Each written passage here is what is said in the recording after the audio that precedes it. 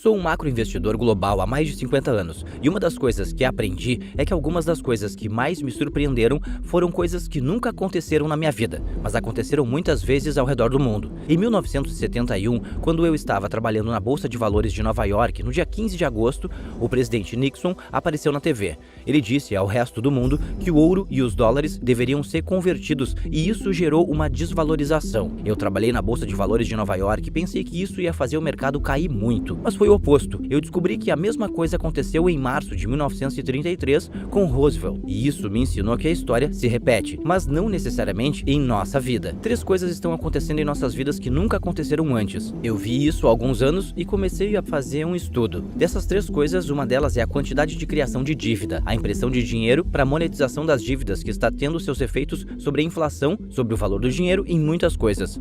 A segunda é a quantidade de conflito interno que estamos tendo, o conflito sobre riqueza e valores, a grande polaridade que chegou ao ponto de ter diferenças irreconciliáveis e ameaçar nosso sistema. O terceiro ponto é o surgimento de uma grande potência para desafiar as grandes potências existentes e a ordem mundial existente. Em outras palavras, a ascensão da China. Em 1945, criamos a ordem mundial existente em que estamos, e isso está sendo desafiado. Isso me levou a estudar essas coisas e, para isso, eu tive que estudar os últimos 500 anos de história, porque estes são grandes ciclos. Pensar na ascensão e declínio de uma moeda de reserva e seus impérios é um grande ciclo e foi revelador. Quero enfatizar que o grande ciclo me ajudou a entender o que está acontecendo agora com a guerra na Ucrânia, com as eleições que vão acontecer, com a economia e assim por diante. É por isso que eu fiz isso. Eu não teria sido capaz de antecipar a crise financeira de 2008 se eu não estudasse a Grande Depressão. Com experiências dolorosas me ensinaram que eu precisava pesquisar e saber disso. Estamos entrando em um ambiente com essa grande criação de dívida e impressão de dinheiro, que é muito parecido com o decorrer dos anos 1960 para os anos 1970. O que acontece é que as pessoas se acostumam com o ambiente e não exploram novas oportunidades, mas isso me levou a perceber um paradigma, uma espécie de mentalidade. Se você olhar para eles, vai perceber que eles geralmente duram cerca de uma década. Os anos 70 foram uma década inflacionária, os anos 80 foram uma década desinflacionária. E eles começam com surpresas, porque as décadas são mais opostas do que semelhantes às décadas anteriores. Por exemplo, estamos entrando na mecânica de você criar muito dinheiro e dívida, e isso vai desvalorizá-lo e vai produzir inflação, mas não há um entendimento de inflação. Isso gera uma mentalidade, por exemplo, que as pessoas pensam que é seguro manter seu dinheiro guardado em bancos ou em casa, porque ao ver deles, a moeda monetária do país não sobe nem desce. O que ocorre é que essas pessoas ainda não entenderam que não é seguro, porque você perde poder de compra. Se a taxa de inflação é 7% e você tem um retorno zero, você acabou de perder 7% do poder de compra. Ajudar as pessoas a entender essas coisas, como os ambientes mudam e as relações de causa e efeito e onde estamos no meio disso tudo, tem sido muito útil, além de tornar o país saudável e bem-sucedido. Uma das coisas que fiz foi usar medidas para que você possa medir essas coisas e mostrar que as coisas tendem a seguir um ciclo, e o ciclo começa com o básico, normalmente. Há uma ordem significativa, um novo sistema. O último que presenciamos entrou em vigor em 1945. Há uma guerra que os vencedores da guerra recebem para determinar as regras. Essa guerra pode ser uma guerra externa, pode ser uma guerra civil. A questão é que não importa a guerra, com ela sempre há de vir um novo poder, um novo sistema, novos governantes. É dever de todos analisar como o mundo se comporta economicamente e como as guerras ao redor do mundo influenciam em aspectos econômicos. A educação também é um indicador importante quando se trata de conflitos de nações.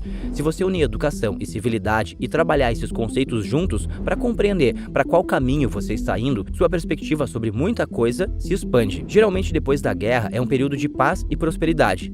Isso ocorre principalmente porque há um poder dominante que ninguém quer lutar. O poder dominante e suas guerras também são ótimos dispositivos de nivelamento, reduzem as diferenças de riqueza, eliminam as dívidas e assim por diante. E assim é um ciclo desse tipo de melhoria. Mas naturalmente, à medida que as coisas melhoram e os padrões de vida aumentam, as diferenças de riqueza aumentam e as dívidas aumentam. E isso é uma realidade para os países que têm moedas de reserva, porque eles têm permissão para pedir emprestado ao resto do mundo, porque o resto do mundo quer economizar nessa moeda. Muitas vezes esse ciclo produz muito mais dívida e maiores lacunas de riqueza. Isso também afeta uma nova geração, mesmo que esta não tenha passado pela guerra.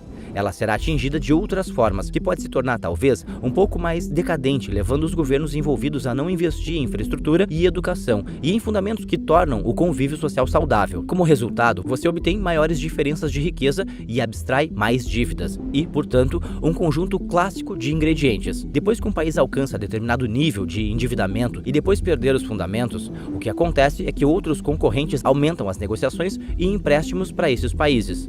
Depois da Segunda Guerra, a Alemanha implorou para recuperar as negociações com as taxas comuns com a China e outros países. Óbvio que levou um período para que essas potências se recuperassem e se tornassem concorrentes viáveis nisso. Assim sendo, o poder que um dia foi dominante deixa de ser dominante e então se torna conflitante. Existem fundamentos para um país que acabara de sair de uma guerra seguir. Os fundamentos basicamente permitem que um país gere mais dinheiro do que os seus gastos, que sejam bem educados e civilizados uns com os outros, produtivos e competitivos no mundo, mas dá a eles principalmente a possibilidade de averiguar país por país e avaliar quais desses países que estão ganhando mais do que os seus gastos, quais possuem as pessoas civilizadas umas com as outras e sem ordem interna e sem risco de um conflito externo, comprovando assim que devido à situação eles estão melhores. A situação ucraniana faz parte de uma história maior, que é o mundo sendo bifurcado e não dominado por um único poder. Você pode ver como a guerra na Ucrânia está se alinhando e quais países, por suas ações, estão alinhados de inúmeras maneiras neste conflito com os Estados Unidos, os países da OTAN no que se refere à Ucrânia e etc. Mas também é necessário se atentar a outros lugares, como os comportamentos econômicos da China e da Rússia, e como, mesmo que a guerra da Ucrânia seja sobre determinadas consequências, até mesmo as ações da Índia estão sofrendo influências. Você verá que a formação a qual nos referimos aqui será realizada em termos de coisas. Você está vendo essa polaridade mundial começar a se alinhar. Na maioria dos casos, na guerra, não compreendem como esses conflitos afetam outros países. Então, por mais que seja triste vivenciar esses momentos, é interessante aprender coisas nesse período. Como aprender o que é o poder militar e a possibilidade de escalar essa guerra em proporções maiores pela Rússia. Se Putin perder essa guerra, eles vão para outras formas escaladas de conflito, como nuclear. Essa guerra também está sendo usada como um teste de sanções americanas, a qual é a maior arma que os Estados Unidos têm. A única arma, que é realmente única nesse conflito, é o poder de suas sanções econômicas. Então o mundo está começando a ver se essas sanções funcionarão e como elas mudarão o resultado. Por exemplo, quais serão as consequências econômicas para a Rússia se houver uma redução de 10 ou 12 no PIB. Só as sanções podem responder essas questões, o que significaria um conjunto de circunstâncias não muito toleráveis. Nesse conflito todo, estamos aprendendo 3 coisas nesse primeiro momento. Número 1. Putin e a Rússia vencerão essa guerra. E eu defino vencer a guerra como sendo capaz de ter o controle da parte sudeste da Ucrânia e ganhar o território. Número 2. O impacto na Rússia é menos devastador e negativo que na Ucrânia. Número 3.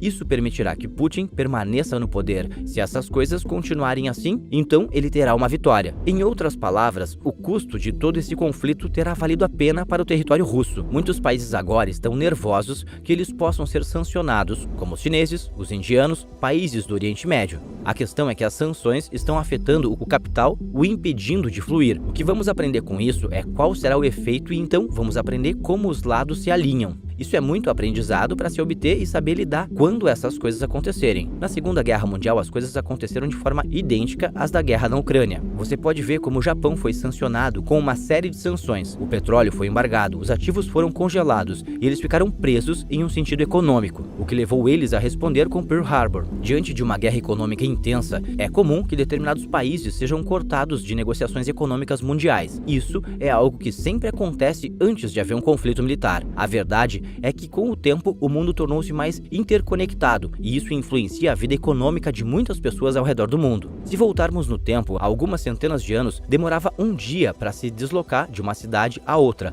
Hoje, em um dia, você pode estar do outro lado do mundo.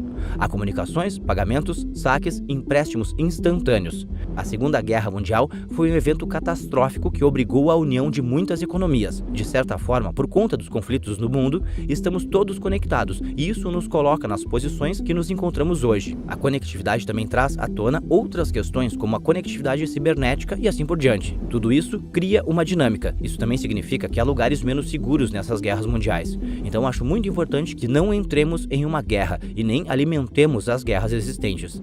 Há questões a serem consideradas sobre o que está para acontecer no mundo, como se na próxima eleição alguns dos lados irá aceitar perder. Há uma questão sobre a aceitação das regras. As maiores diferenças tornam-se cada vez mais intensas até que haja uma guerra. Estamos nos estágios iniciais de um tipo de guerra civil. Uma vez que se cruza uma linha, então há uma briga. Quando as causas das pessoas estão por trás, são mais importantes para eles do que o sistema. O sistema está em perigo. O mundo entrará em colapso com a ascensão das guerras. Se prepare para o que está por vir.